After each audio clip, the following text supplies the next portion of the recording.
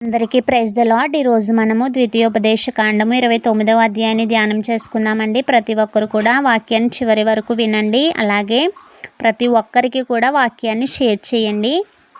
యెహోవా హోరేబులో ఇశ్రాయేలీలతో చేసిన నిబంధన గాక ఆయన మోయాబు దేశంలో వారితో చెయ్యమని మోషేకు ఆజ్ఞాపించిన నిబంధన వాక్యములు ఇవే. మోషే ఇశ్రాయేలీలందరినీ పిలిపించి వారితో ఇట్లా నేను యెహోవా మీ కన్నుల ఎదుట ఐగుప్తు దేశమున ఫరోకును అతని సేవకులందరికీ అతని సమస్త జనమునకు చేసినదంతయు అనగా ఆ గొప్ప శోధనలను సూచక క్రియలను మహత్కార్యములను మీరు కన్నులారా చూచితిరి. అయినను గ్రహించు హృదయమును చూచు కన్నులను విను చెవులను యెహోవా నేటి వరకు మీకు ఇచ్చి ఉండలేదు.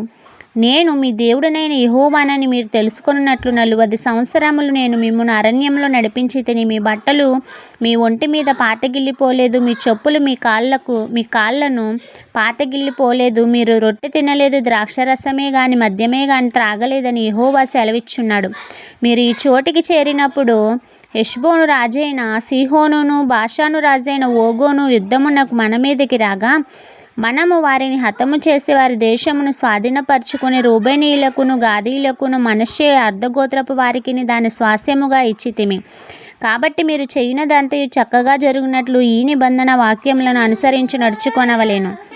నీ దేవుడనైన యెహోవా నీతో చెప్పిన ప్రకారము గాను నీ పితరులైన అబ్రహాము ఇస్సాకు యాకోబులతో ప్రమాణం చేసిన ప్రకారముగాను నేడు నిన్ను తనకు స్వజనముగా నియమించుకొని తానే నీకు దేవుడనై ఉండునట్లు నీ దేవుడైన యెహోవా నేడు నీకు నియమించుచున్న నీ దేవుడైన యెహోవా నిబంధనలో ఆయన ప్రమాణము చేసిన దానిలోను నీవు పాలు పొందుటక ఇశ్రాయేలీలో ప్రతివాడు అనగా మీలో ముఖ్యులేమి, మీ గోత్రపు వారేమి, మీ పెద్దలేమి, మీ నాయకులేమి, మీ పిల్లలేమి, మీ భార్యలేమి, మీ పాలెంలోనున్న పరదేశులేమి, నీ కట్టెలను నరుకువారు మొదలుకొని నీ నీళ్లు తోడువారి వరకు మీరందరూ నేడు మీ దేవుడైన యెహోవా సన్నిధిని నిలిచియున్నారు. నేను మీతో మాత్రము కాదు ఇక్కడ మనతో కూడాను ఉండి నేడు మన దేవుడైన యెహోవా సన్నిధిని నిలుచుచున్న వారితోనూ ఇక్కడ నేను మనతో కూడా నుండని వారితోనూ ఈ నిబంధనను ప్రమాణము చేయుచున్నాను. మనము ఐగుప్తు దేశమందు ఎట్లు నిలిచితిమో మీరు దాటి వచ్చిన జనముల మధ్య నుండి మనం ఎట్లు దాటి వచ్చితిమో మీరు ఎరుగుదురు. వారి హేయక్రియలను కర్రతోనూ రాతితోనూ వెండితోనూ బంగారముతోనూ చేయబడిన వారి విగ్రహములను మీరు చూచితిరి గదా. ఆ జనముల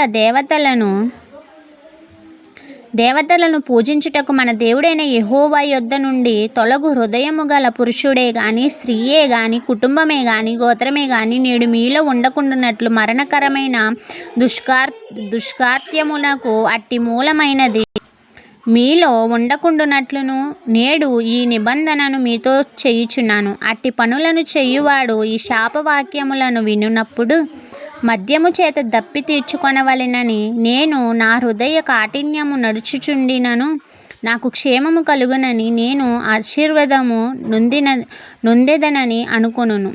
అయితే యెహోవా వానిని క్షమింపనొల్లడు. అట్టివాడు మీలో నుండిన ఎడల నిశ్చయముగా యెహోవా కోపమును ఓర్వమేమో ఆ మనుషుని మీద పొగరాజును. ఈ గ్రంథములో వ్రాయబడిన శాపములన్నీ వానికి తగులును. యెహోవా అతని పేరు ఆకాశము క్రింద నుండకుండా తుడిచివేయును. ఈ ధర్మశాస్త్ర గ్రంథములో వ్రాయబడిన నిబంధన శాపములన్నింటిని బట్టి వానికి కీడు కలుగ చేయుటకై యెహోవా ఇశ్రాయేలీల గోత్రములన్నింటిలో నుండి వాని వేరుపరచును. కాబట్టి మీ తరువాత పుట్టు మీ సంతతి వారును దూరదేశపు నుండి వచ్చు పరదేశులను సమస్త జనములను ఆ దేశము యొక్క తెగుళ్లను యెహోవా దాని మీదకి తెప్పించిన సంకటములను చూచి వారు యెహోవా తన కోపద్రేకం చేత నశింపచేసిన సొదొమ గొమొర్రా ఆద్మ సెబోయీముల వలె ఆ సమస్త దేశమును గంధకముల చేతను ఉప్పు చేతను చెడిపోయి విత్తబడకయు దానిలో ఏదియు బుట్టకయు దానిలో ఏ కూరయు మొలవకయు ఉండుట చూచి యెహోవా దేన్ని బట్టి ఈ దేశమును ఇట్లు చేసెనో ఈ మహాకోపాగ్నికి హేతువేమో అని చెప్పుకొందురు.